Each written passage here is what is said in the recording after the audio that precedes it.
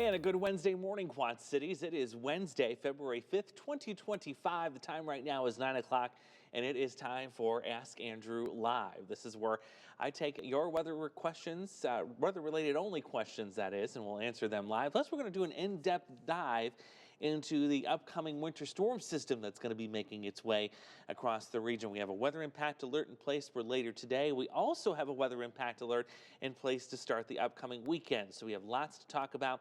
And in just a few moments, weather anchor Peter Warner will be joining me as well to help break down this next incoming storm system. If you're new, welcome to the stream. We are so happy to have you here. It's kind of our little exclusive club, if you will, on the WQ80 A+ streaming app. If you don't have the app yet on your smart TV, Amazon Fire Stick, Roku, the TV stick there, or an Apple TV, any three of those will give you the ability to catch the WQ80 A+ stream. If you're also new here too, you're not sure how this works or how to submit your question, you can text your weather-related questions to this number on your screen. It's 309-304-0888, 309-304-0888. Last time, 309-304-0888. I can always remember the last three. Those are easy numbers, right? Our favorite number here at WQ80 News 8. So lots to cover. We'll start with the local scene first. Then we'll toss it over to Peter Warner, who's in our other studio, to track how the storm system is going to impact the rest of the region. And then we'll bring Peter right back here next to me, and we'll start answering your weather-related questions. We've had some really great questions in the last couple of weeks, so I'm going to throw that challenge out there to you again. Give me some good ones this week to cover. We certainly have a lot to talk about. So let's get started with our look at what's coming in here weather-wise for today. This is kind of a bonus weather chat, if you will, in addition to answering your questions, because we want to do a little deep dive into this storm system that's going to be coming our way for later today. We have this weather impact alert from 5 o'clock this evening until midnight. That's when we're expecting really the steadiest of the freezing rain to move in. This will be a light, icy mix. We're also going to expect a big impact to the evening commute with slick road conditions, and also that opportunity too that we could see an isolated power outage as well. Meteorologist Morgan Strackbine will be in the beast this evening, giving you live look at the road conditions, starting with News 8 at 5. So if you're questioning, what are the roads doing in my neck of the woods, give us a look-see here later this evening. Tuning in live, again, she'll be able to tell you what's going on with those roads. We also have a winter weather advisory in place today, and this begins at 3 o'clock this afternoon and will go until midnight tonight. For that same reason, this is that light glaze developing on the roads by the evening commute. The streets, the sidewalks will be slick, and you'll want to use caution. Leave plenty of distance ahead of you and the vehicle in front of you. You're not making any sudden stops, starts, any sudden turns. That will keep your vehicle on the road. So here's the setup that we've got going on with this right now. An area of low pressure in Texas, another little weak disturbance moving through the Dakotas. Both of these will combine to bring that moisture here, currently in downstate Missouri, northward into our region as we head into this afternoon. And that's when we'll expect first a round of freezing drizzle, first starting around 3, 4 o'clock for our southernmost hometowns. And then as we get into this evening, there you see more of the steadier freezing rain working up from the south, just in time for that evening commute. And that's when we're expecting the worst of the impacts would be right after the 5 o'clock hour, lasting until much of the late evening. It appears that this will be stopping completely by the time we hit midnight. That's good news, because at least that will give a several-hour window where road crews overnight can get that pavement cleared off in time for your Thursday morning commute. Here's how much ice we're expecting here locally. A light glaze, I think, at most here in the Quad Cities, but if you head south and east, there's going to be a corridor from Sterling Rock Falls, Geneseo, Kewanee, Galesburg, Princeton, all the way down to just north of Macomb, where we could see some localized higher amounts near 1/10 of an inch. What about the next storm system? Yes, it already has a weather impact alert in place for it, and this is going to be for Saturday. Right now, the timing is a big window because we're so far out into the future here. We're 3 days out. When we get closer, we'll shrink that window down. But right now, it appears it's going to be a morning, afternoon, and early evening event with another light icy mix that we'll have to drive with caution. So let me show you how that storm system is going to track. It's very similar to the one coming through today, where you get this icy mix starting first thing Saturday morning. continuing through the early afternoon, and then the storm system departs by evening. So there's the corridor of ice that's going to be coming through, and you notice it's still over top of the Quad Cities, and even a chance for some heavier ice, maybe near 1/4 of an inch as you approach Interstate 39 heading into Chicago. This will be for Saturday morning. So we've got the 2 red boxes on the 8-day. You've got the 1 weather impact alert for this evening.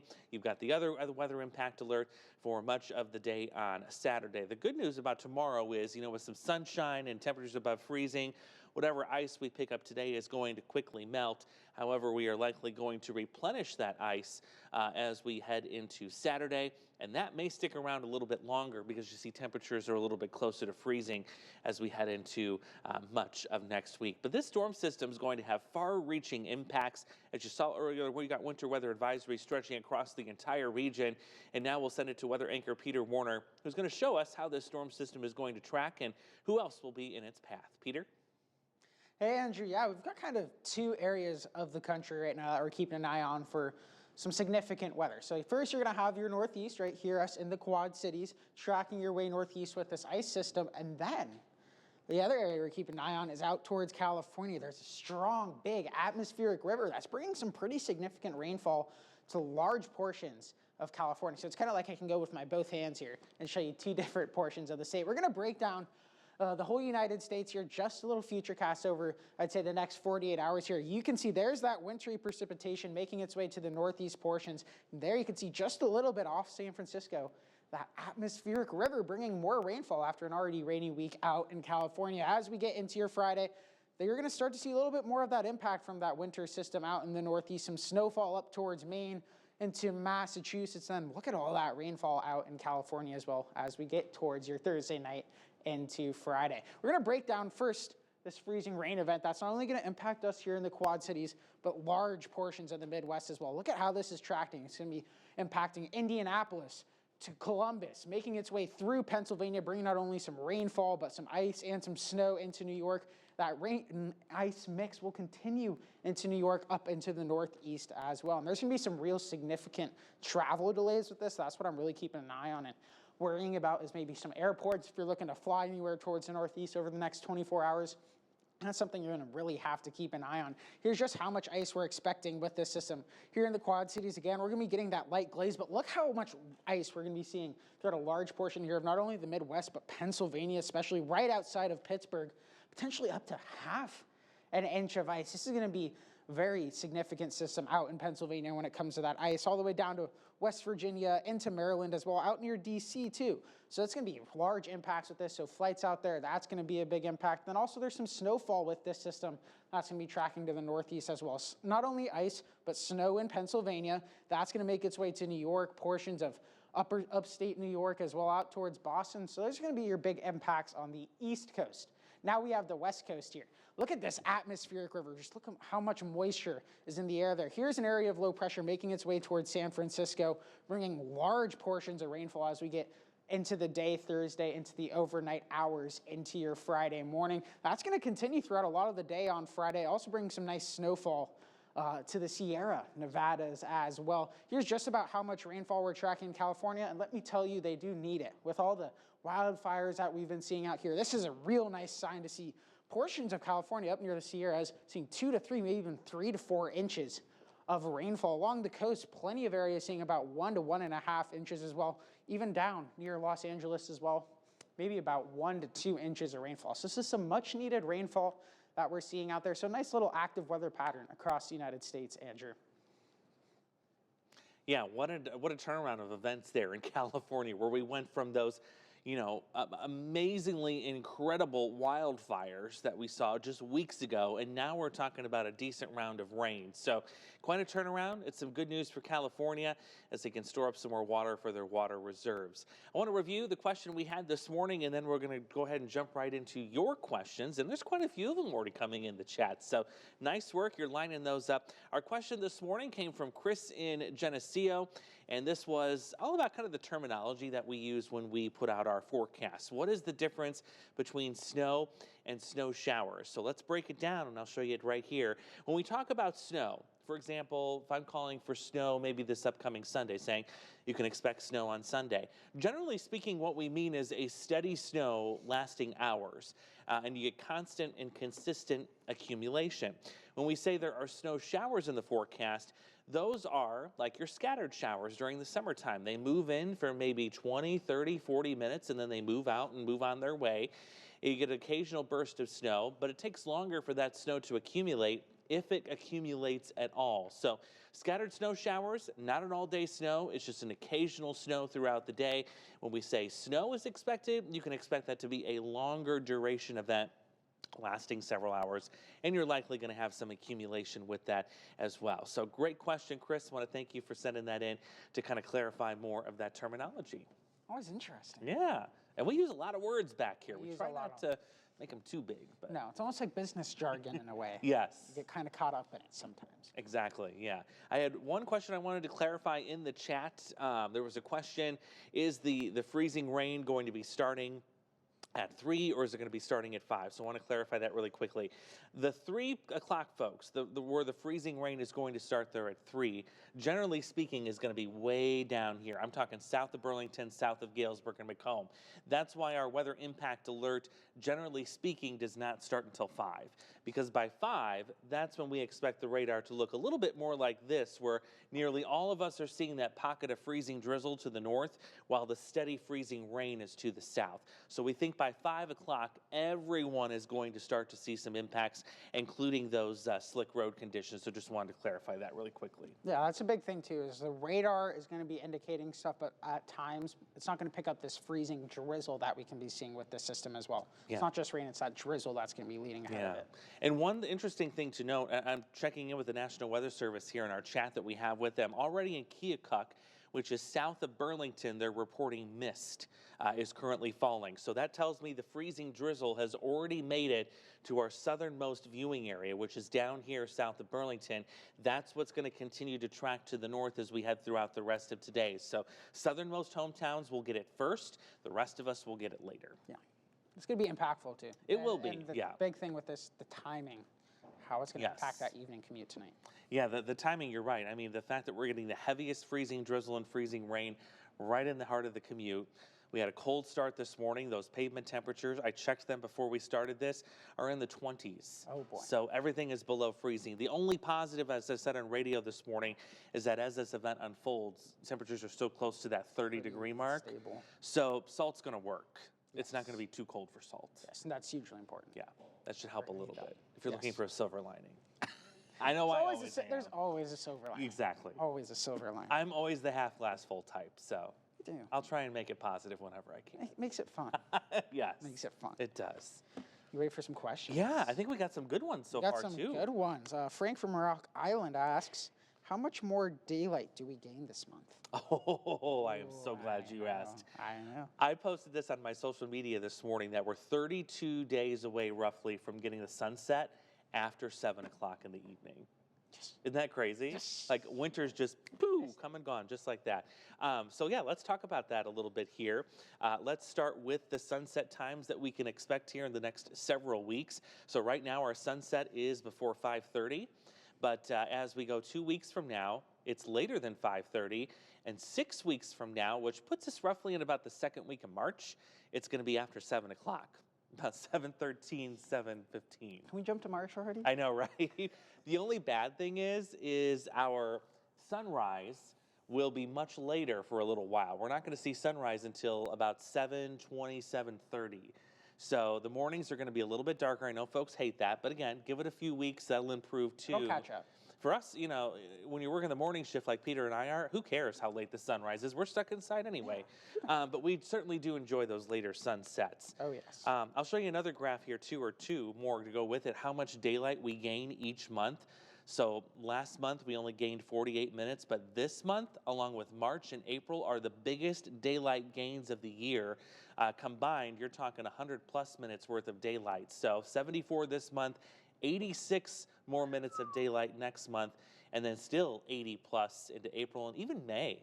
has a substantial jump. It's not too bad. I didn't realize May, honestly. Yeah, and then we'll, of course, level out in June. Level out in June, Yep. July, and then Exactly. goes the other way. But we're not worrying about that yet. No, we don't want to talk about that quite yet. We want to be able to savor the next couple of weeks. Oh, yes. So here's a quick visual too. This was really cool to make. You can see how the amount of daylight really jumps here in the next several weeks. Of course, March, our biggest increase, but then you see it just kind of levels off there in June. We get to the summer solstice, and then we start slowly turning things in the opposite direction. But we don't want to talk about that. No. We want to talk about what's coming up, and that is more daylight. We got plenty to talk about here. Yes, that's a great question. All right, you ready for your next one? Let's do it. Ryan from Davenport asks, will the upcoming spring season be a rather active one this year, like the last couple of years? Yeah, we've had some active severe weather seasons around here. We have.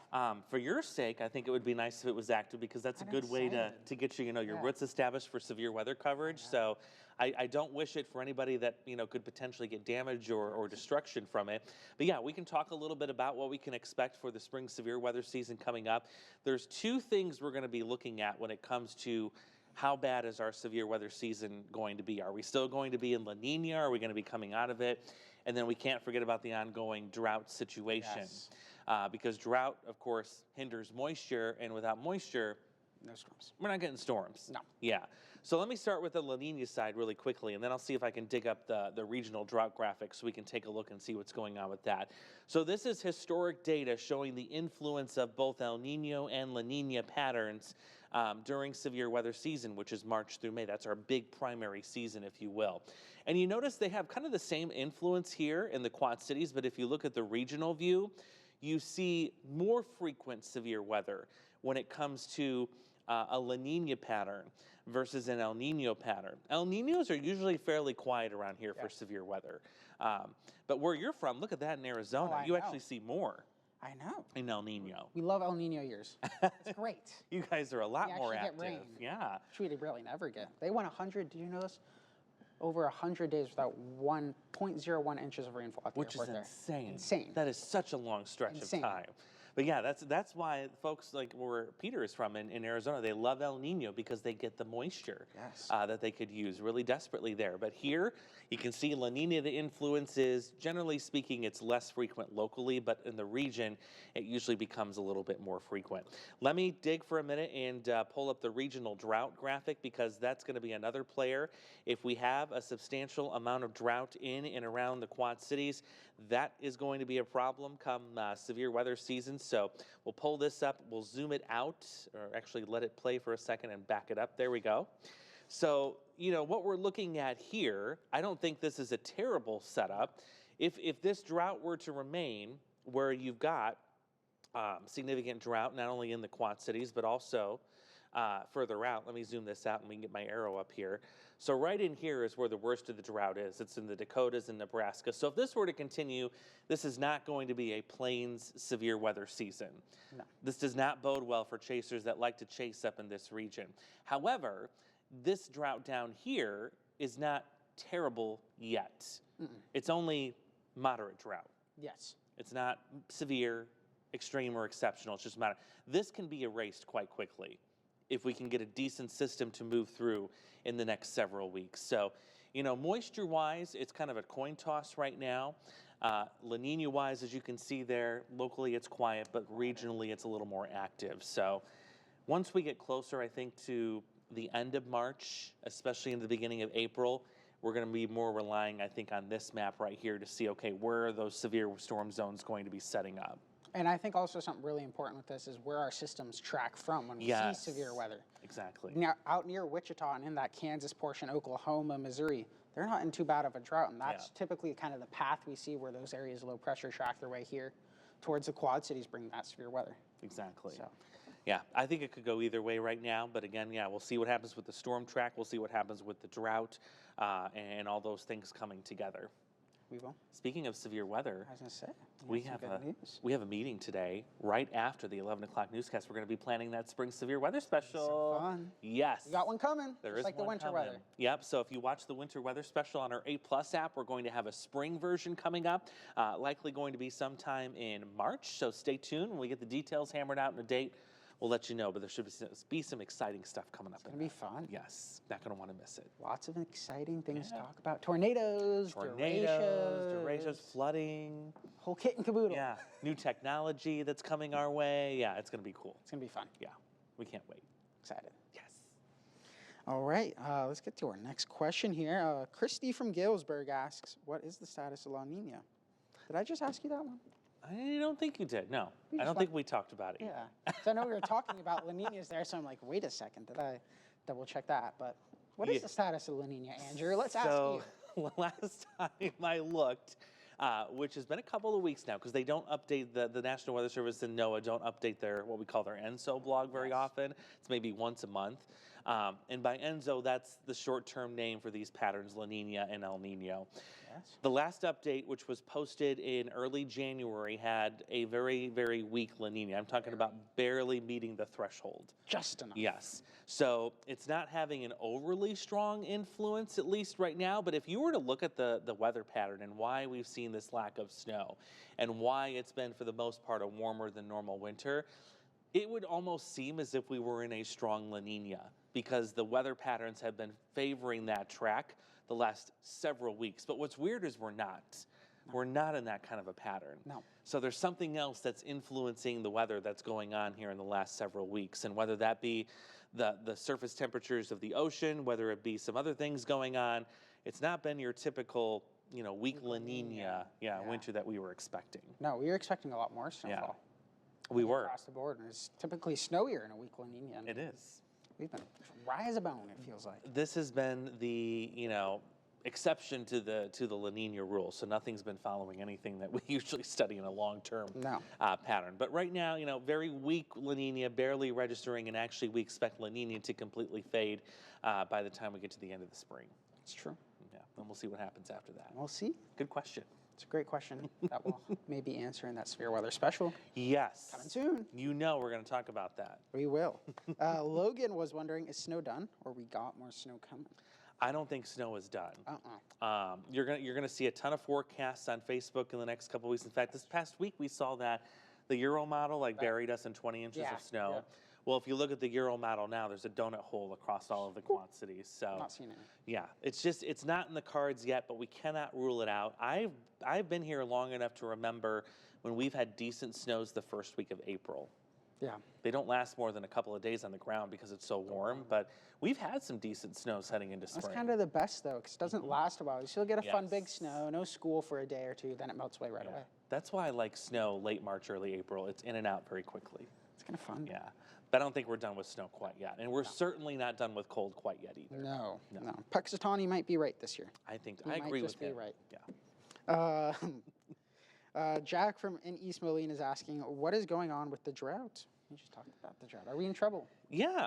Let's go to the local version. I just showed you the regional. I'll zoom into the local version here and actually break down the percentages there too, because it's not terrible. Not terrible. And the reason why, you might be thinking, well, why aren't we in severe or extreme? It's been so long since we've had rain or snow.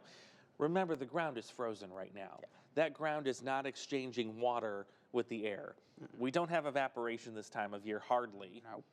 Nothing like compared to what comes in here late in the summer. So if we were to have this same situation, say in June or July, we would be in big, big, big trouble. Big trouble. We would likely be in extreme, if not an exceptional drought by now. But the fact that this has happened now, while the ground is frozen over, and we caught up on some of the rain before it froze over late last year, we're not in terrible, terrible shape yet.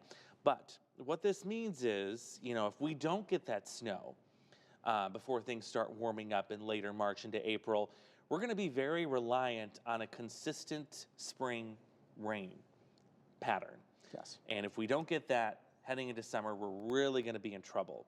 So we're switching from being reliant on snow to now really being reliant on a really active spring pattern. And if we don't get it, farmers are going to be in trouble, and so is everybody else. Yeah, we need it. We need it really bad. We do need some moisture, yeah. But right now the ground's frozen. It doesn't matter. Doesn't matter. No. Snow. We need a little snow, too. We still need some snow.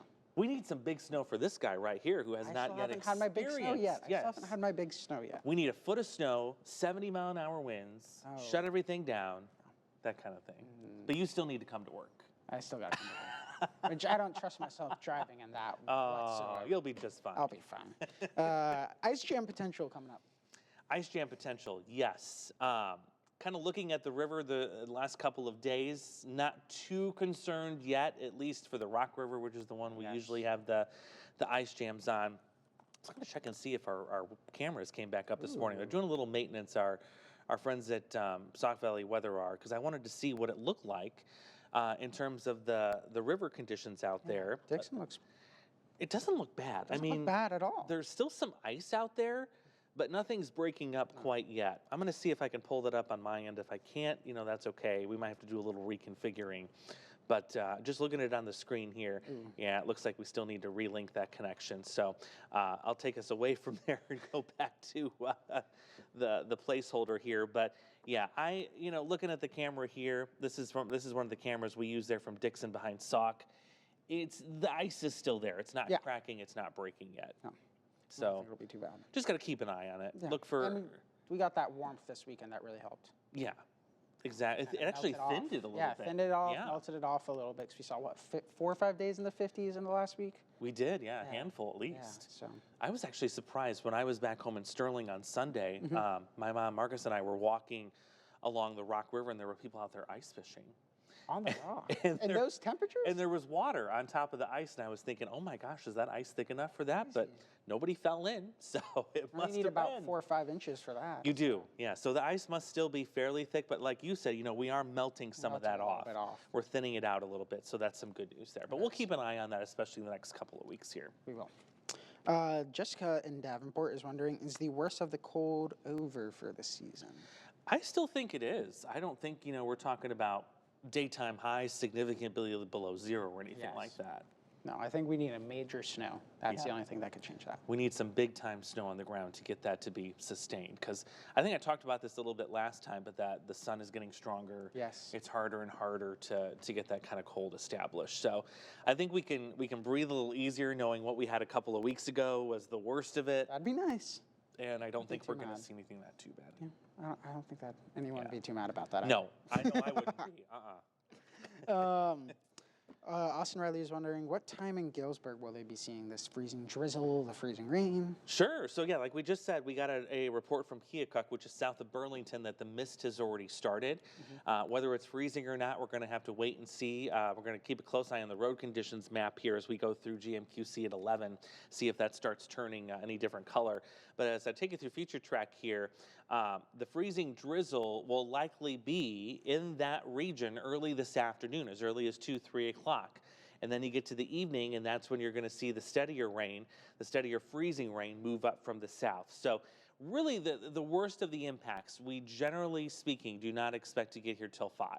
That's why we put the weather impact alert for 5, because by 5 o'clock, no matter where you live, whether it's south or whether it's right here in the metro or whether it's north up to Dubuque and Galena, that's when we expect our road conditions map to have a whole bunch of blue and a whole bunch of pink on it, indicating that we're starting to see some slick road conditions. Yes. That's something we'll keep an eye on too. Yeah. James will be tracking that all night. Oh, yeah. And James is going to be live too at 2:30 and 8 o'clock, I believe, on the 8 Plus app. Yeah. So you get 2 updates. 2 James. And there's another advantage to having the 8 Plus app is we get more time to spend on weather. With the television, the channel, just tuning in on bunny ears and things like that, we're kind of limited. You have programming going on, you've got commercials going on. People don't want their soap operas interrupted, things like that. But this platform here on the 8 Plus app, we have unlimited time. We can do what we want. In fact, if we didn't have a meeting in 2 minutes, we could take Ask Andrew for a whole hour. But we could talk here for probably 4 hours. Oh, we could. No problem with it at all. We could have like a telethon going on. Oh, yeah. And all we're doing is talking about weather. So that you think you said that was 2:30 this afternoon? Yes. Okay, so Chief Meteorologist James Zahara back at 2:30 on this app to talk about this. We also have Morgan going out in the Beast this evening. And the Beast. So you're going to be able to see the road conditions live for the evening commute, and then James will have another update at 8 o'clock. 8 o'clock this evening too, right here on the app. So all on that News 8 Plus. Look at all that. I know. We love some bonus James time. Who doesn't? You can't I get never enough. get enough. You can't get enough. You cannot get enough of it. We love this man. Yes, we do. One quick question before we go. Tyler is wondering when we'll see it in Davenport, see it end in Davenport. When we will see it end in Davenport. Okay, this has been very consistent for the end of this. We believe the end is going to be just before midnight. This is 10 o'clock, and you see most of that's out of here. There's going to be one more little area of some drizzle behind the main energy that's coming in, but by midnight, all of this will be done. And that, I think, gives you about, what, a 5-6 hour window for crews to get roads done for the morning commute tomorrow. So if you're out still at midnight, be careful. There will still be some slick spots, but by the time we get to that 6-7 o'clock hour tomorrow morning, we should be in good shape. You'll be just fine. Yeah, we'll get you through it. Well, right, look at that, 9:30 right on the dot. Wow. It's like we do this. This guy's a pro. This guy's a pro. When you do it for so long, the timing is just right in your head, I guess. Well, Peter, my good friend, thank you, sir. Thank you guys for watching. Joining. Yeah, we thank you for being here, and we're going to be right back here next week, same time, 9 o'clock on the WQ80 A+ app. Don't forget, James will be back here on this app at 2:30 and 8 o'clock this evening for more updates on this icy mess. And don't forget to watch News 8 at 5, 6, The Current as well at 4 o'clock with Shelby for live conditions with The Beast with Morgan Strackbine. Have a great day and stay safe. Continue with us and watch free now on the 8+ app everywhere you stream.